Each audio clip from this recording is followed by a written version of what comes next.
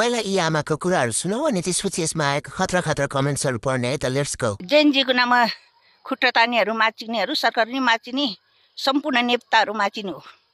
माचिनेहरू मुख छाड्दैन भन्छ, मुख छाड्ने पनि जेनजीको नाममा के अरे आगो डराउने उनीहरूको पुर पाउँछ भनेर क्या समात्छ भनेर जेनजीको नाममा माचिनेहरू माचिने भन्छु। सबै जलाइस् जेनजीले लगाउँछस्, तिमीहरूले जलाउँछस् जेनजीले लगाउँछस्। शेरबहादुर देवा, प्रचण्डे, केपी ओली माचिनेहरू। सुरु गरौँ।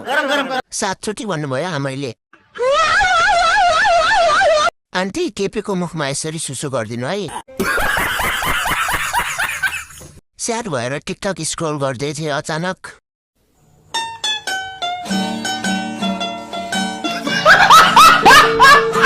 माचिनी भन्नै पर्छ आमा त्यो चोर नेताहरूलाई। आहा कस्तो आनन्द भयो। शेरे केपी प्रचण्डलाई जङ्गलमा बोलाएर तपाईँको जङ्गल देखाइदिनुहोस् आन्टी।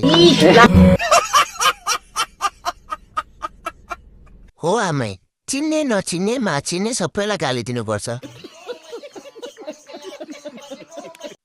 ड्युटीमा बसेर म यति त हाँसेन। धन्यवाद हजुरलाई चक्लेट भन्दा मिठो शब्द बोलेकोमा।